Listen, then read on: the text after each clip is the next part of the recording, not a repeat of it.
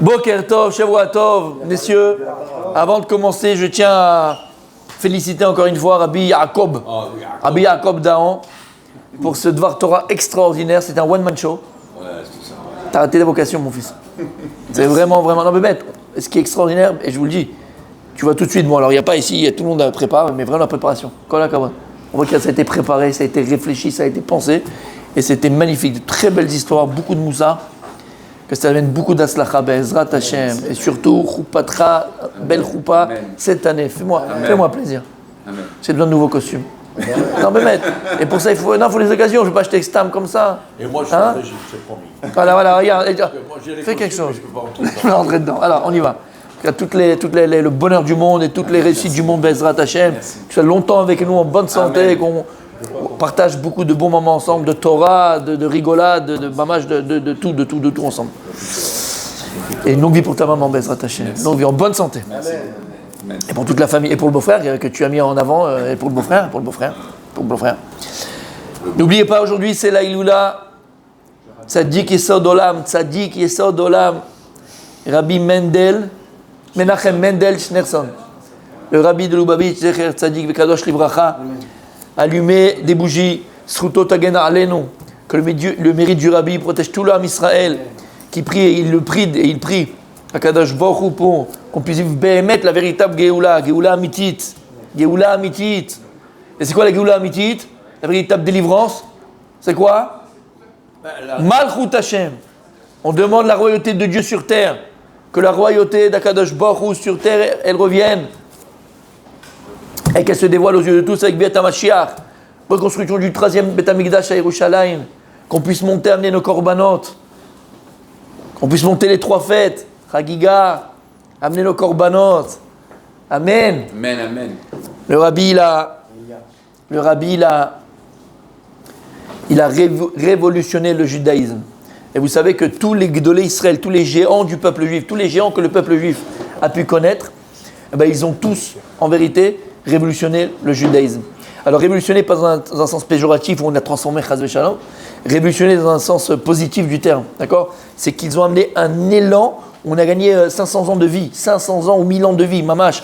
Et en toutes les époques, tous les géants d'Israël qui ont révolutionné le judaïsme, dans ce sens que je viens d'expliquer, au départ, ça a été difficile. Il faut savoir que ça a été difficile. Et d'ailleurs, toute leur vie, ça a été difficile. Je donnerai juste un exemple du Rambam.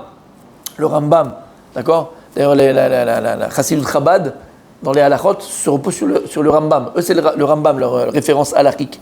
Mais le Rambam, en son temps, écrit « Mi Moshe ad Moshe lokam ke Moshe ». De Moshe à Moshe, ne sait pas comme Moshe. Et de qui on parle? Du Rambam, Moshe Rabbeinu. Et le Rambam, Rabbi Moshe ben Maimon, il n'y a pas eu comme le Rambam. Le Rambam, il faut savoir qui c'était. C'est un géant de la Torah. Géant, c'est déjà un mot qui n'est pas adéquat, d'accord? Et le Rambam, à son époque, il a été critiqué. On a voulu le mettre en quarantaine. On a voulu le mettre en nidouille. On l'a critiqué. On l'a combattu. Je parle de Chachamim, l'ont combattu, d'accord? C'était pas simple pour le Rambam. Il n'a pas une vie facile, le Rambam. Mais Lama, parce que le Rambam, à son époque, il a révolutionné le judaïsme. Il a fait bouger les choses. Dans le bon sens, attention, pas il a transformé la Torah au Chazé Shalom, mais dans le bon sens du terme. Il avait compris qu'à son époque, il fallait... Un changement. Voilà, j'aime pas ce mot, tu vois, voilà, une évolution. C'est pour ça que je dis évolution, pas changement. Exactement. Une évolution de cette Torah qui était transmise. C'est un peu ce que dit aussi le Rav Desser. Vous savez, ce Rav Desser, il est extraordinaire. Moi, il m'a beaucoup aidé. Heureusement que je l'avais étudié quand j'étais assez jeune. Et de toute façon, après, c'est pour toute la vie, mais tu gagnes du temps, en fait. Quand plus tu étudies tôt, et plus tu gagnes du temps. Et il y avait un Rav Desser, il y a un Rav Desser extraordinaire. Là-bas, le Rav Desser, il parle du Yetzer Hara. Et à un moment donné, il donne un exemple très beau du Yetzer Hara. Et en fait, il explique que le Yetzer Hara, c'est comme un microbe. D'accord? On sait que par exemple, vous savez, il n'y avait pas longtemps, il y avait le Covid. Okay? Au début, il y avait le Covid-19, et après, il mute, il se transforme. Okay? Il mute. C'est-à-dire qu'Hachem Ishmor, entre guillemets, d'accord, le symptôme, c'est le même, c'est-à-dire la maladie, c'est la même, mais simplement, il va se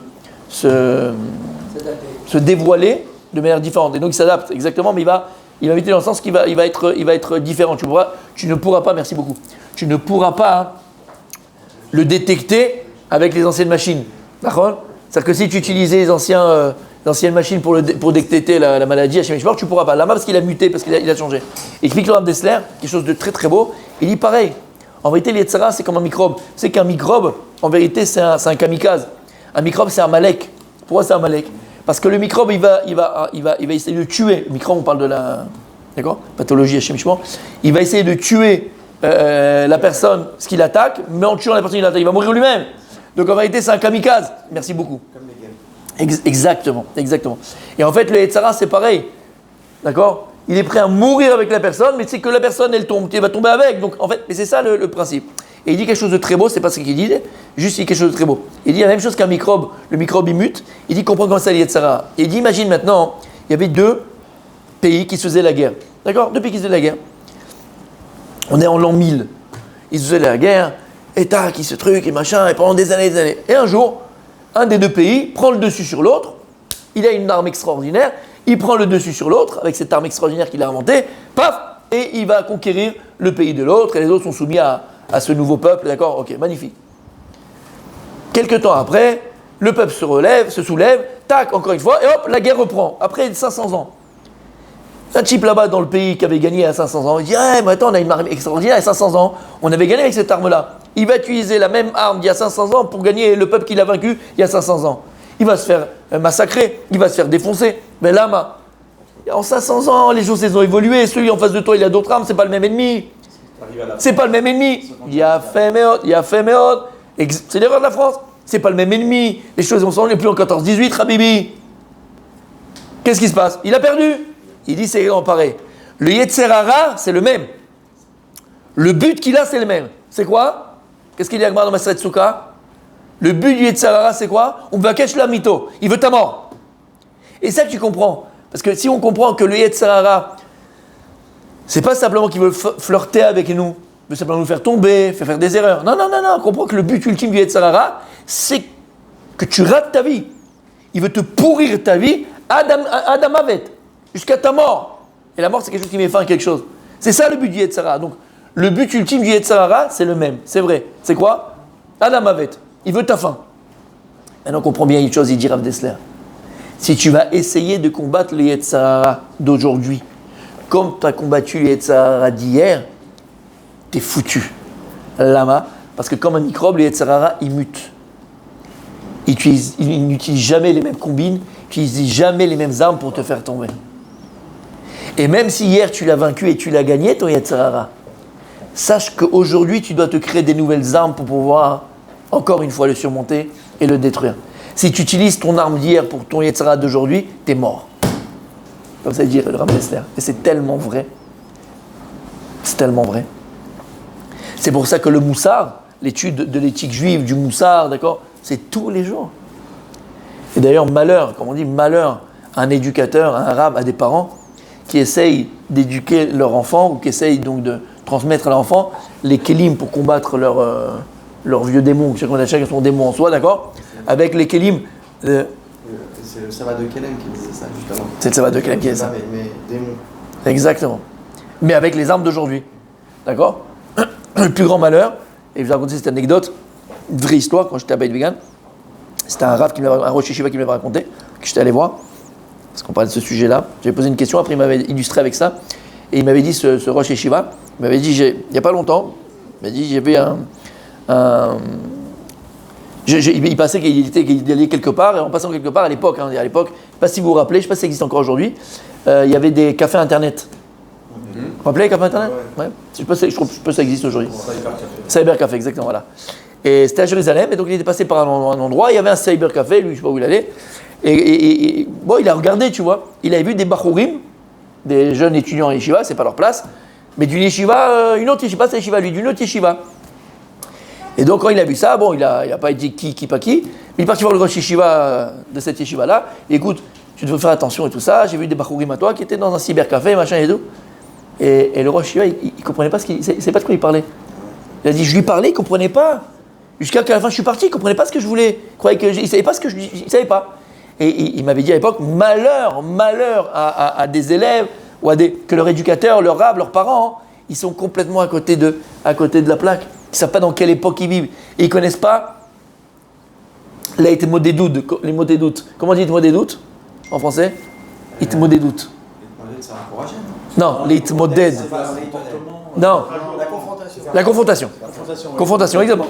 Ce à quoi nos enfants sont confrontés, ce à quoi nos élèves sont confrontés. Si tu n'es pas conscient de l'époque dans laquelle tu vis, et ce à quoi ils sont confrontés, mais quelle arme toi tu pourras leur donner pour essayer de contrer la Tsarara? Si tu crois qu'on est encore à l'époque du Minitel ou du bal masqué, t'es foutu. On n'est plus à ça, mon fils.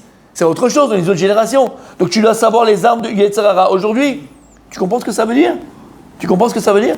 Eh bien, c'est exactement ça. Et pourquoi je dis ça? Parce que le Rambam, par exemple, à son époque, ben lui, il avait compris les changements du Yetzirara, le changement de son époque.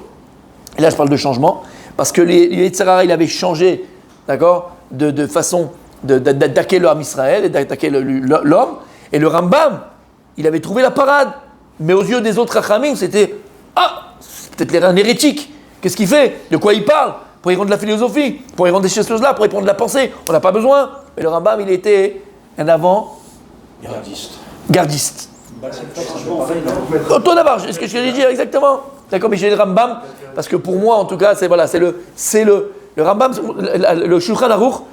Rabbi Yosef Karo, lorsqu'il a fait le Shulchan Aruch, il s'est reposé sur 3 piliers de la halakha, le Rambam, le Rosh et le Rambam, le Rosh et le Rif. Merci. Le Rambam, le Rosh et le Rif. C'est piliers de la halakha. Piliers de la halakha. Donc le Rambam, il était avant-coureur, d'accord, avant-gardiste, comme tu as dit, de son d'or. Et comme tu as dit maintenant le Baal Shem Tov, c'est autour d'abord. Pourquoi le Baal Shem Tov, il a fait il a dévoilé quoi, la chassidoute. La chassidoute, c'est une révolution la chassidoute. Ad Kedekar, tellement que ça a été une révolution, qu'il y a eu des mitnagdim, ce qu'on appelle les mitnagdim, le Gaon de Vilna. Et ceux qui veulent aller voir là-bas, allez voir, il y a tout un chapitre du Rav Dessler où il explique la machloket entre le Baal Shem Tov et le Gaon de Vilna, parce que le Rav Dessler lui-même, il était lituanien, donc il avait pris dans les yeshivot lituaniennes, donc yeshiviste, Gaon de Vilna. Mais comme je vous ai dit très souvent, le Rav Dessler, il a aussi étudié beaucoup la chassidoute. Beaucoup la chassidoute. Et il ramène d'ailleurs la chassidoute dans le Mirtav Eliyahu.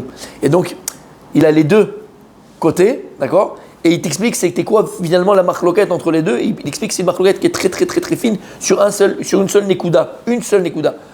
On le fera un jour. Il est sur YouTube, j'avais fait un cours sur ça, mais je l'avais mis sur YouTube il y a très très longtemps. En tout cas, comprendre que le Baal Shem Tov, ça a été une révolution. Et vous voyez que les Yehudim, vous voyez que les Juifs à cette époque-là, bien sûr, à cause de la tyrannie. Non, à cause de la tyrannie d'abord. À cause de la tyrannie des tsars, à cause de la tyrannie des Russes, à cause de la tyrannie des peuples qui faisaient du mal au peuple juif, eh ben on était Oved Hashem, il n'y avait plus de simcha. Et c'était compréhensible, attention.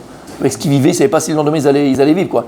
Un juif prenait la route pour aller juste faire son business, et on pouvait le tuer sur le chemin, et personne n'allait. Ça embêtait personne, hein, d'accord? Et donc les juifs, ils étaient dans une phase, Behemet, ou dans les pays de l'Est en tout cas, on ne servait plus à Kadosh Baruch Hu Besimcha avec joie.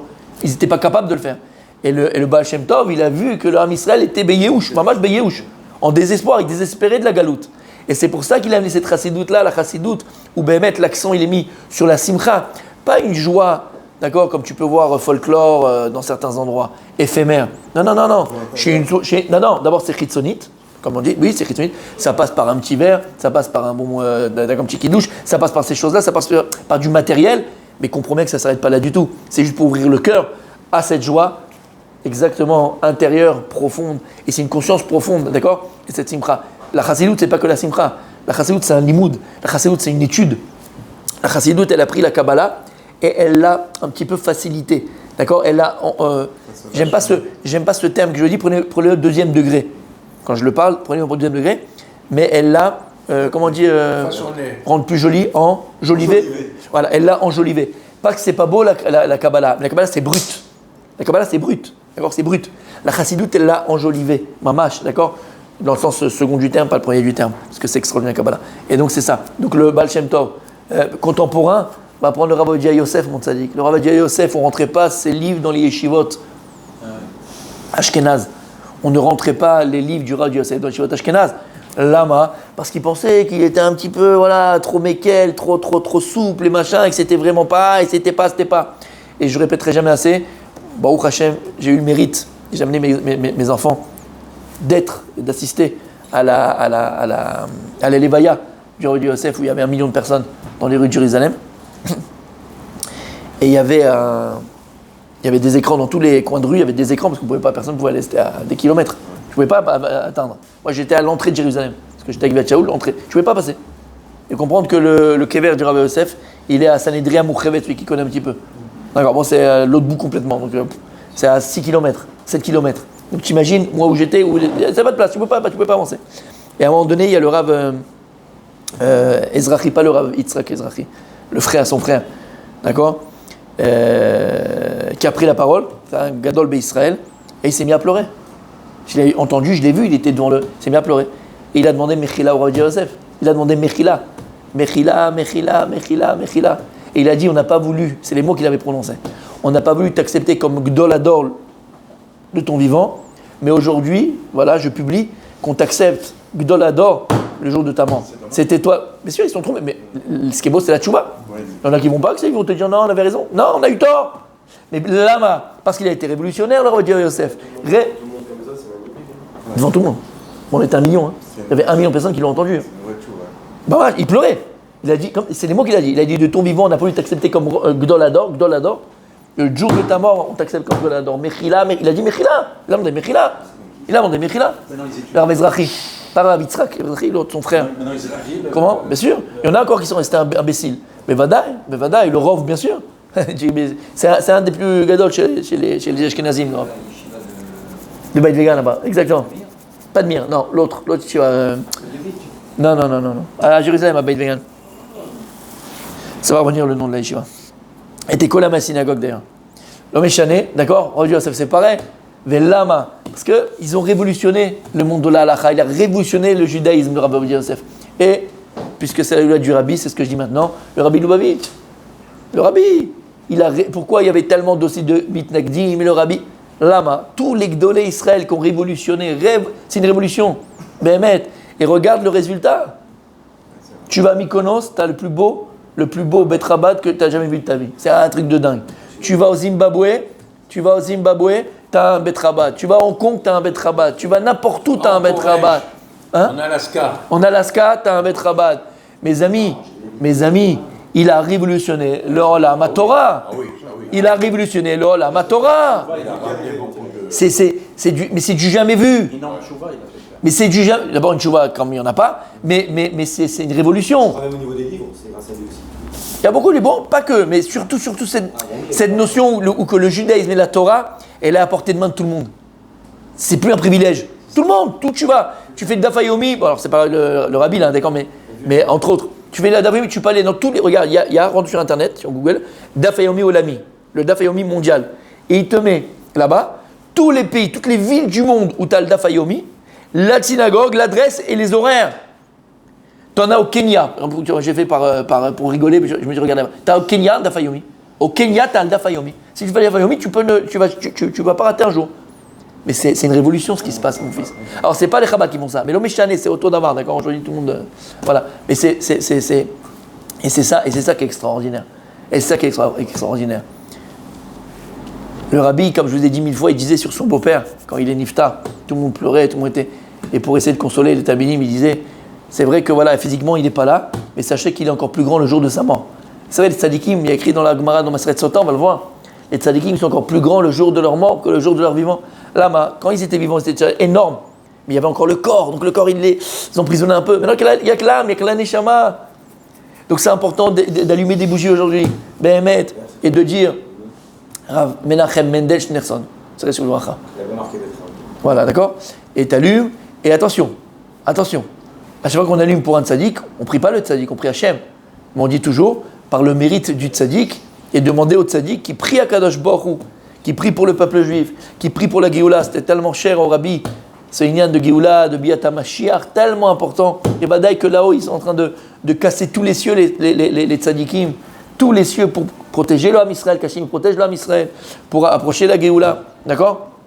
Donc c'est important. C'est important d'allumer une bougie et de faire des tefilot pour ses enfants, pour l'Am Israël, mais pour sa famille, pour soi-même. Le Rabbi, c'est le Rabbi. Le Rabbi, c'est très spécial. On ne va pas mentionner toutes les histoires qu'on a déjà mentionnées 1000 fois. Regardez, on avait fait tous les ans. Il y a tellement de belles histoires. Rabbi Menachem Mendel Schneerson. Tellement de belles histoires avec le Rabbi, comme beaucoup de tzadikim, d'accord? Tellement de belles histoires, Et je vous avais expliqué, je vous avais dit, comment c'est possible que le Rabbi, Il va entrer dans le rêve d'un tel, il vient dans le rêve d'un tel. L'autre, il l'a vu comme ça. Il a vu, mamash, d'accord? Ou dans un rêve, ou dans... Comment? Eh bien, c'est exactement. Il a fait Rabbi Moshe. Il a une telle Ahavat Israël.